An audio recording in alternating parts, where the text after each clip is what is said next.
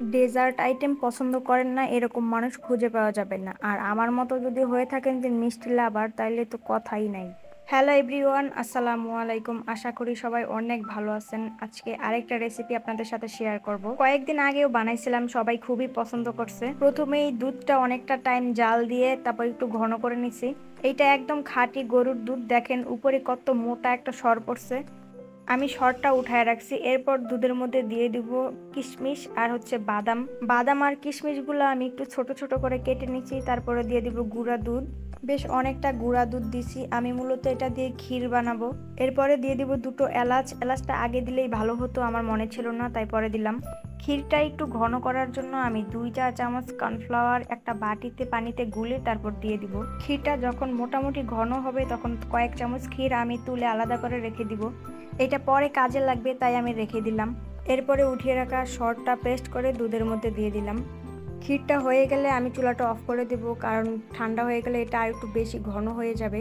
ভালো মতো ঠান্ডা করার পর ক্ষীরটা এরকম একদম ঘন হয়ে গেছে।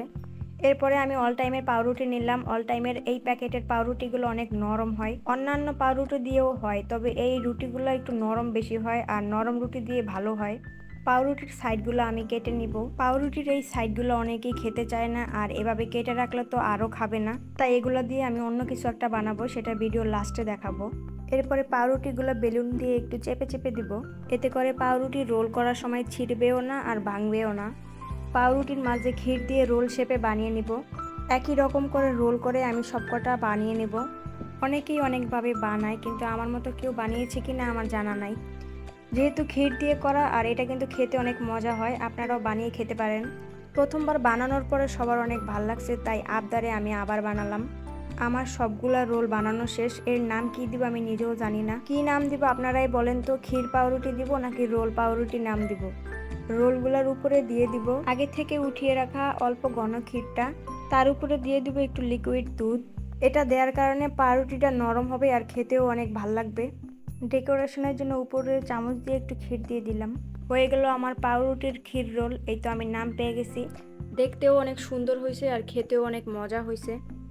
কার কেমন লাগে জানি না, তবে ফ্রিজে রেখে ঠান্ডা করে খেলে এই জিনিসটা আমার কাছে একটু বেশি ভালো লাগে। ভিডিওর শুরুতে বলেছিলাম পাউরুটির সাইডগুলো দিয়ে আমি কি করব, তা ভিডিওর শেষে দেখাবো। এগুলো আমি গুঁড়া করে নেব, যা পরবর্তীতে আমি ব্রেড ক্রাম্ব হিসাবে ব্যবহার করব। ভিডিওটা কেমন লাগলো অবশ্যই জানাবেন। সবাই ভালো থাকবেন, সুস্থ থাকবেন। আল্লাহ হাফেজ।